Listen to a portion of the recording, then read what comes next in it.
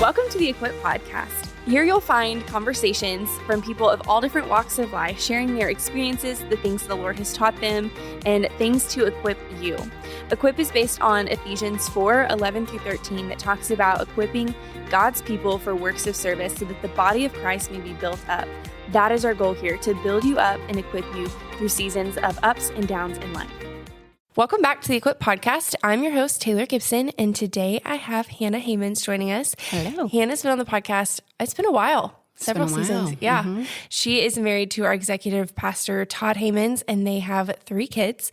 So I asked her today to share about how do you encourage your husband. I think a lot of times we see women that have a desire to encourage their husband, but sometimes with joking or just different scenarios we get in, it doesn't always play out the way that we intend in our heads. So I've asked Hannah to share a little bit about how she does that with Todd. So to start off, Hannah, will you tell us how long you've been married and how y'all met? Yes. So we have been married 13 years. It was 13 years in September, so a little over. We met at church. We were going to a church in North Dallas. Todd was on staff, and I was the director of a young singles class. So he married one of his volunteers? No, he was not in the same ministry. Okay. He was like college minister, newly appointed college minister, and I was out of college. So okay, good. So we're safe. We're safe. But I was the director of a class, and he started attending because he also was a young single, and that's how we met. And the rest is history. We had a quickish engagement, and we got married a few months after that. And when you know, and. We're still learning new things about each other. I mean, we've been married 13 years, and there's still things that I'm, think foods he doesn't like or whatever. It's crazy. You think I know everything, but now. Well, and y'all have done several moves together, right? We have. So we moved from North Dallas to Orlando, and we lived there for 8 years, and then we moved here to Tyler. So crazy. So you really have to learn a lot about each other and how to encourage each other. Yes. And I do need to preface, there is always room for improvement. And I do think, I was so glad when you asked me about this, because I think I know God has laid this on my heart in this season. I am constantly trying to do better in this area. I don't know if any of you have had a conversation with me at all, but sometimes I'll just show up and I'll just start talking and you're like, I feel like there's more to this conversation I don't know where we're starting in the middle of it. It's because I've literally already had half the conversation in my head. Says I do the same thing. I don't know what it is. Maybe it's because we have young children and something is already going on in my head. And so I have to really, really make a conscious effort of I might have thought this encouraging word to Todd, but I didn't vocalize it. Or maybe, I just really need to make sure that the words did come out of my mouth and I'm not just thinking it, but I'm actually saying it because he cannot read my mind as much as I'm like, come on, He cannot read my mind. Yeah. And so I really have to make a conscious effort to say the words and not just think them in my mind. Because I will just show up and there's half of a conversation that has not been said aloud. Yes. It's in my head. And so I've had to start saying, did I say this out loud? And then say it. And he's like, no, you didn't. I'm like, oh, okay. Wonderful. Well, I'm so glad I'm not alone. Me too. Well, why do you think our husbands need encouragement? Okay. So I feel like it's important for them to feel needed and valued. God has placed them as the head and the leader of our family. And sometimes it's really lonely in leadership. And I want him to know I'm right there beside him. I'm here. I'm in this with you. We're on the same team. And I want him to feel like the root word of encouragement is courage, which comes from the old French word that I'm not going to say because I don't speak French, but it means heart. And so encouragement literally means to put courage into or give heart to. And he may not have, the courage to do something, but I can give him some of my courage and be like, you know what, you've got this. God has made you specifically with these gifts in mind. Like he knows you can handle whatever, and just kind of give him the pep in the step to do what he needs to do, or just say, thank you. I know you're working hard, and thank you for all that you do for our family, because words matter. And I think everyone benefits from encouragement. And I can't leave that to somebody else. I'm only in control of, my actions and my words. And so I want to make sure that from the get-go in our home, like I take that into account and I give those words of encouragement because I don't know that he's going to get that from somewhere else. And why would I want him to get it from somewhere else, you know? That's a good point. How have you seen encouragement benefit your marriage? Okay, so I'm sure other ministers say this as well. It's fresh on my mind because I just went to a wedding that Todd did. But one of the things that he says in his wedding ceremonies is when two become one, when sorrow happens in your life, the sorrow is halved. Like it's cut in half because you both are carrying that. But when joy occurs, that joy is doubled because two are becoming one. And so you get to have double the joy, but you get to bear each other's burdens. And that burden is halved, or that sorrow is halved. And so in the same way, like we've had burdens in our marriage or in our, things have happened in life. And I don't know that I always carried that burden well, but I want to. And I think now, like a little bit wiser, a little bit older, a lot of bit older, I can see now, like, I need to step it up in that area. And then when we had our kids, like the joy of having those kids, not only was it doubled the first time because it was twins, but it was quadrupled. We had so much joy. And I just, like, I love that we both get to share in that. And I want to be that partner for him that, so in that way, we have or bear each other's burdens, and we have doubled our joy together. And in Galatians 6:2, it says, bear one another's burdens and so fulfill the law of Christ. And I never, in my life, like words of affirmation I don't do that naturally a lot. I don't know why. It's just, I think it's because I don't want it to feel insincere. Like I never want to give someone a compliment and then be like, I feel like she's just saying it to say it. If I say a compliment, I mean it because it's not like I'm not just saying it to say it. I really genuinely feel those words. And so I do notice though, when I have a heart of gratitude and at home, it kind of breeds more gratitude. And I don't do it to get it in return, but I do notice that like if I have a frame of mind of gratitude, that everyone starts doing that, like I'll say, thank you, Todd, for dinner if he cooked. And then all our kids are like, thank you, Daddy. Thank you, Dad. It's just, it breeds more gratitude. Well, I noticed that too. I started thanking Aaron for all the little things. And then he started thanking me for the little things. And I was like, this feels so good. Yeah. And I don't do it to get it in return, but it does. It's a nice perk. Yeah, for sure. Well, what does the Bible say about our role in encouraging our husbands? I think it says a lot. I'm going through right now a study. It is a wives study-ish. It's like a daily devotional that coincides with something that Todd's also doing. He's doing something for the men, and then the wife of the person who wrote the men's study also wrote something for the women. And in it's called Stand Firm with Gretchen Martin. And she says, God's design and his desire is for us to be helpers as we do life alongside our men, to be gentle yet powerful, direct and truthful when we see roadblocks and blind spots, to be ready to fight for our men and with them when they go to battle. We are also called to love, respect, and cherish them as they carry the very demanding role of leading and cultivating both inside and outside the home. Because if you don't, who will?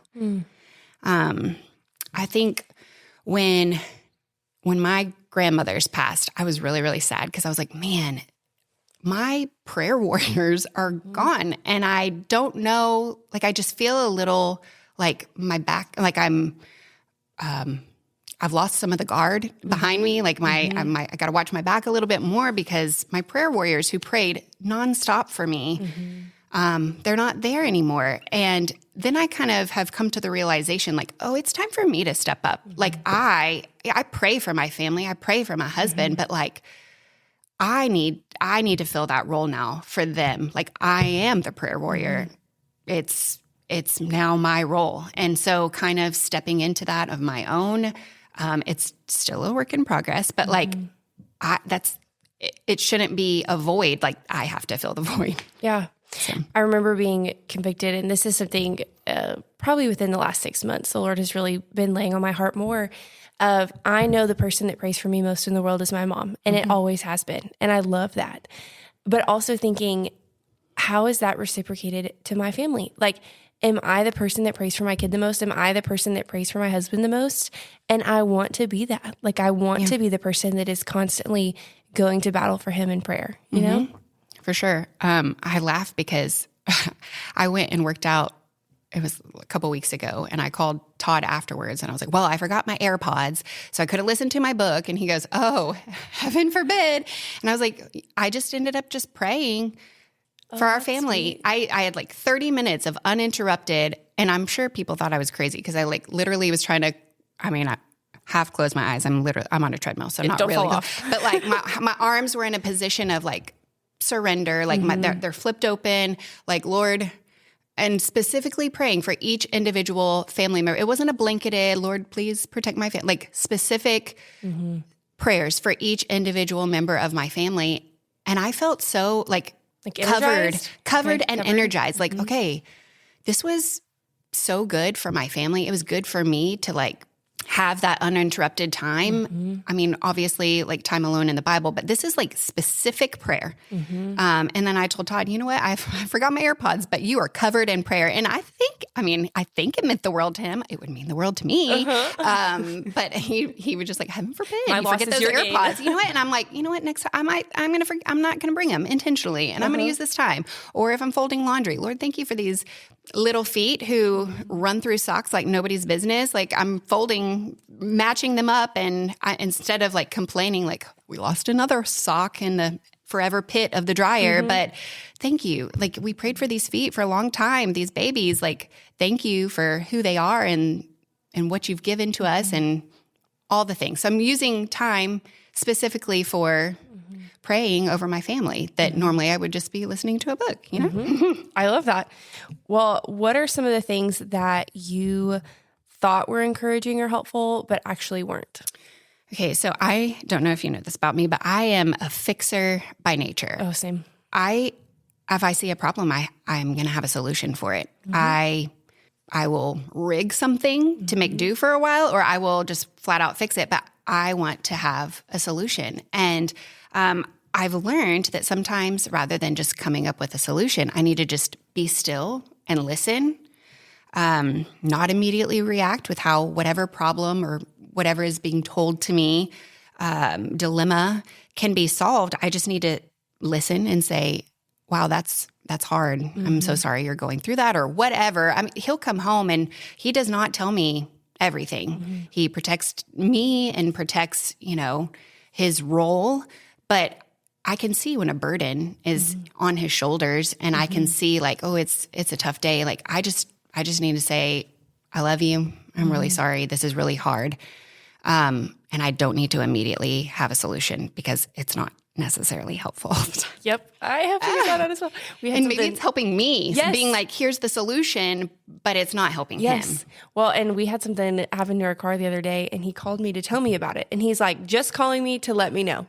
And I started asking, like, we're playing 20 questions here. Like, well, did you try this and this? And was it this? And what have, and he's like, okay, one, you don't know anything about cars. I know. Nothing. And he's like, I just called to tell you. I've got it under control. I'm like, okay, this is good. This is good. So it's okay to just sometimes be still, listen. Just listen.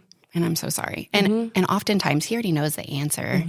He already knows. He knows what he needs to do or what needs to happen. And he just needs a listening ear or not. Or maybe he just needs to, maybe I just need to sit beside him and be like, looks like you had a rough day. Yeah. I love you. Like I'm sitting in this with you. But regardless, you have a family who loves you and we're here and that's all he needs. Well, and I love that goes back to what you talked about at the beginning in the wedding speech. It's like the burden is cut in half. Like I may not know the full extent of the burden, but I'm going to sit here with you and help you hold it. I think that's cool. The other thing I've noticed is joking. Like I feel like sometimes we get into circles with friends and we're joking about things or joking about something our spouse did or said or whatever. And sometimes it just feels like funny little quips, but then you start to think about, oh, that actually hurt their feelings, or they address it later and they're like, hey, I really didn't like that. And thinking about how we talk about our spouse publicly, I think is so interesting. So what are some ways that you encourage your husband in front of your kids? Okay. The weight of this is not lost on me. Like, this is the example our kids are going to have for marriage and how spouses should communicate with one another. I want my boys to have a precedence of how their future wife should talk to them and build them up. And in the same way, I want to have a precedence for my daughter, Emma, of like, this is how you should treat your husband and this is how you should talk to him. So it's not lost on me that this is their example of marriage. Like, we're it. This is, I mean, they'll see grandparents or people outside of the home, but like daily, this is the example. It's a big deal. Good or bad of what we're leaving for them, of what marriage is going to look like. And I really want to leave them with a good taste in their mouth and a good example of what they should strive to be like in their marriage. And that we have not always been perfect about it, but we're very well aware of like, we have little ears and we're, you know, we lead by example. And we want to leave a good example. It's not lost on me, the weight of that, for sure. Yeah. Well, and we've kind of touched on some ways that you have encouraged Todd, but what are some just practical ways that we can be encouraging our husbands? Like I said, praying for them, recognizing when they're working hard or long hours, thanking them for all they're doing for our family, a long hug, like not a quick one, like a long one that says, I've got you, you know? There's a study, I'm not going to even pretend to remember who it was, but they said a 60-second hug. I've heard of that one. Like if you're not having a 60-second hug a day, like you need to be. And I'm not like timing it, but like a lingering hug has a world of an impact on a marriage or even a relationship. Like just, I've got you. It's okay. I want to be, I don't know, like when it's cold today. So when you walk outside and you feel the warm sun on your face, I want him to feel that when he's with me, like, okay, I feel your warmth.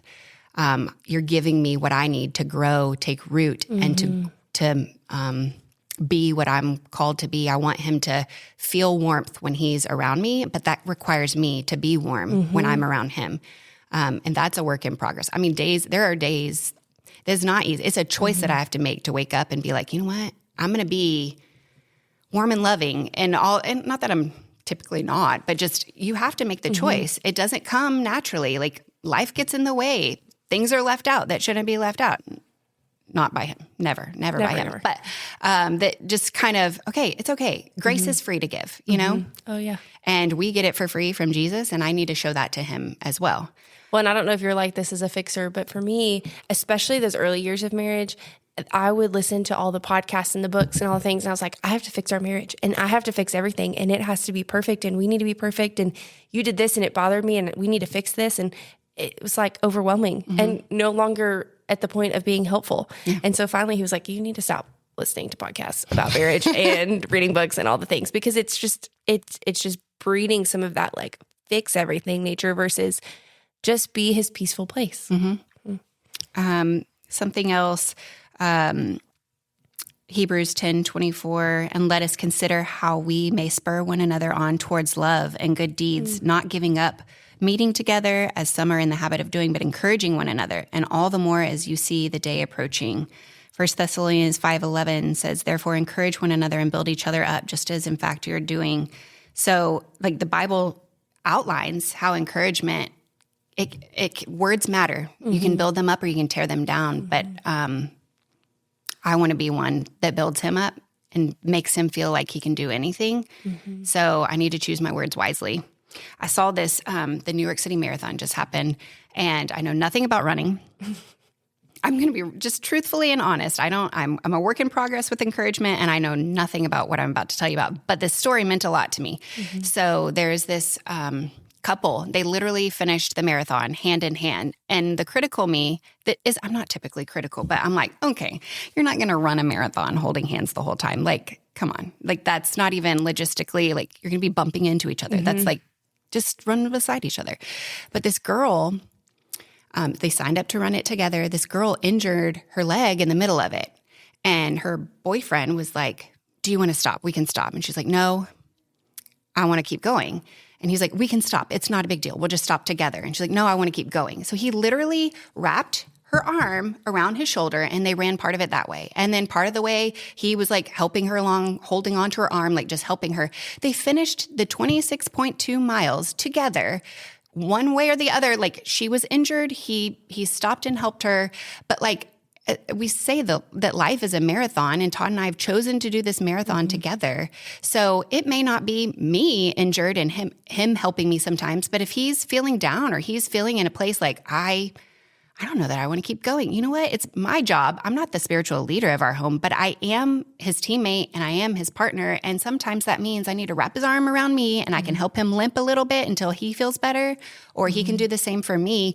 One or both of us may not feel our best selves all the time. And it's our job as our teammates to like help them to the finish line.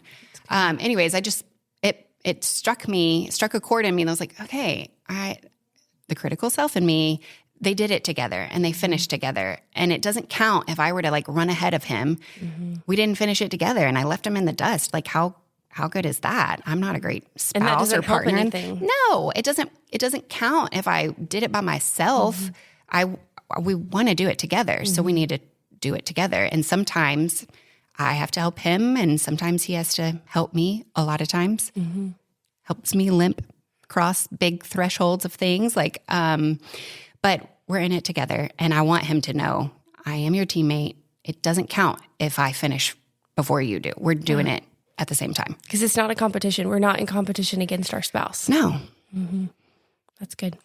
Well, as we wrap up today, what does encouragement look like both directly to our husbands and when speaking about our husbands? I think consistency in verbiage means a lot. So if I'm telling Todd one thing in private, like singing his praises in private, but then I'm like making fun in public, those two things don't match up. So like one of them is true and one of them is not, but like consistency in verbiage matters. But then if I am like not giving Todd encouragement in private, but I'm singing his praises in public, that's great. But like he doesn't hear that at home. So like, does that make it true?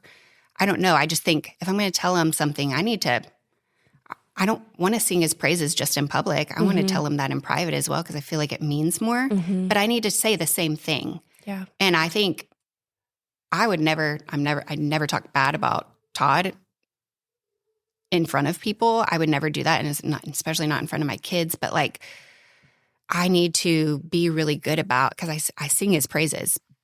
I'm his biggest cheerleader, and I want to be that at home and in front of other people as well. I want people to know, oh yeah, she's got him.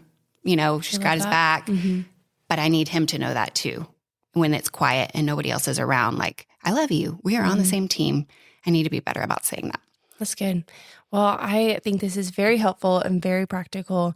Anything else that we missed about encouragement that you think would be helpful to share?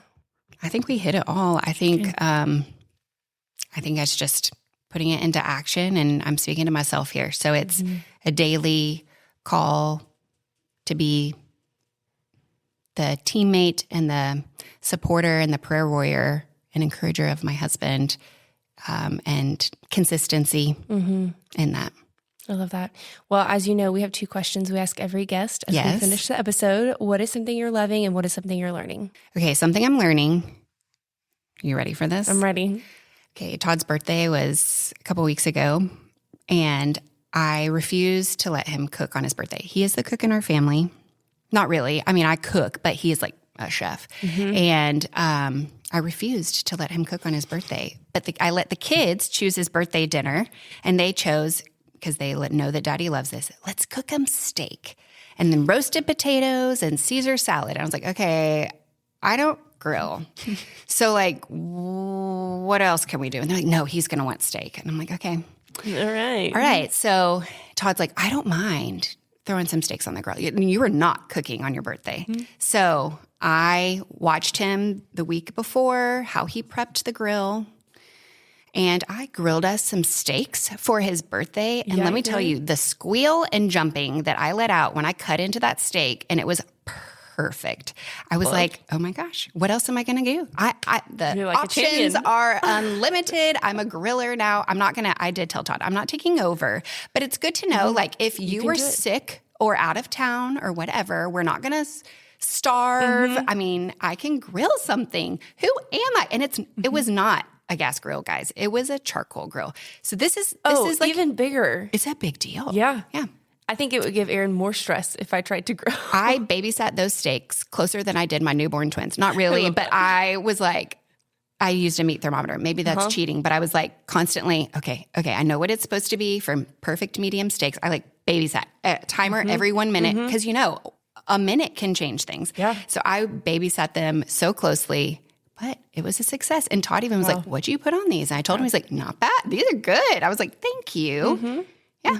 Just a pro. Yeah. And something I'm loving. Okay. This is also about to get real. So something I'm loving right now, ladies, maybe you have luscious, full hair, and that is so great for you, but I do not. And I struggle with thin spots in my hair that you can see my scalp through, and it makes me really self-conscious, and I just didn't know what to do with it because it's literally at the top of my head. I have found, I call them hair sprinkles. They're not. They're called hair fibers, and they're colored to the color of your hair, and you just sprinkle it on, and it fills in the spots. And so if you lately, so not nice. today, it's not today. Don't look at my hair today, but if you have seen me in the past few weeks at church and we're like, wow, that Hannah Hayman sure has some thick hair. It's a lie, it's fake. But it is my saving grace right now. Yes. And if you have thin hair, you just have to. I have very thin hair. Yeah.